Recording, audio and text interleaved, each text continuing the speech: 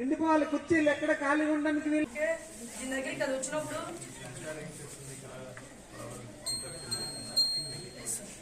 అంటే ఆ మనకి తెలియజేసినా తెలియజేయకపోయినా ఆ సౌండ్ వల్ల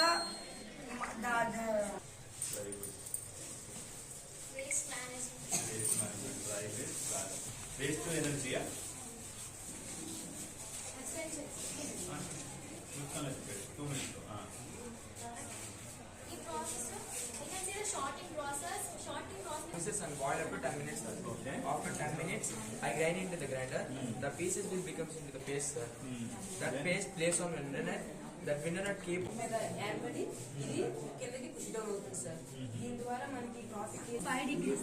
45 degrees. We apply tan. Yeah. We apply tan 45 degrees. Okay, అదంతా ఉన్నాయి తర్వాత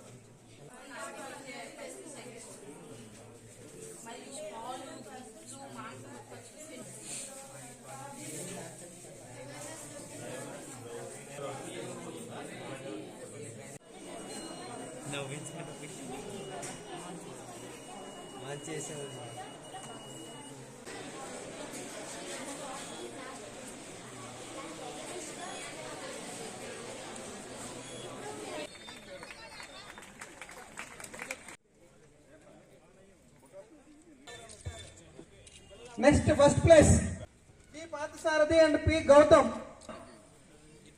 non motor water pump first గా రావాలి.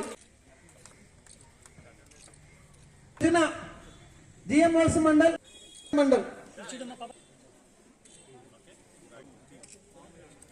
First place. ఒకసారి ఇక్కడ ఉండే 31వ తేదీన మండల స్థాయిలో పోటీ నిర్వహించబడ్డాయి సార్. ఈ మండల స్థాయిలో పోటీల్లో 3 కేటగిరీల్లో గ్రూప్ కేటగిరీ స్టూడెంట్స్ ఒకటి సార్, ఇండివిజువల్ కేటగిరీ స్టూడెంట్స్ ఒకటి, టీచర్ కేటగిరీ స్టూడెంట్ ఒకటి.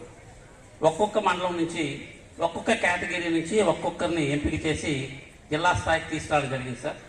అలా మన 15 మండలాల నుంచి 45 ప్రాజెక్ట్స్ వచ్చాయి సార్. అదేవిధంగా ఇవన్నీ కూడా physics, chemistry, mathematics, earth science, environmental science, engineering, bio science, computer science విభాగాలు చెందినవి సార్. వీటితో పాటు అటల్ ల్యాబ్స్ మన దగ్గర 26 స్కూల్స్ ఉన్నాయి సార్. ఈ 26 స్కూల్స్ నుంచి 40 ప్రాజెక్టులు ఎంపిక చేసి తీసుకురావడం జరిగింది సార్. మన జిల్లా ఆల్రెడీ రాష్ట్రంలోనే చాలా పేరున్నటువంటి జిల్లా పార్వతీపురం అనే జిల్లా. ఎందుచేతనంటే లాస్ట్ 2 years కూడా 10th క్లాస్ లో మనం స్టేట్ లోనే టాప్ గా ఉన్నాం.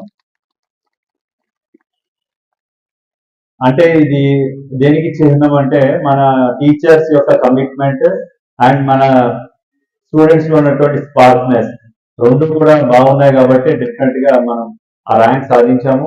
అదేవిధంగా ఈ సంవత్సరం కూడా మన టీచర్స్ యొక్క శ్రమ అండ్ విద్యార్థుల యొక్క కష్టంతో డెఫినెట్ గా మనం ఈసారి కూడా ముందంజలో ఉండాలి.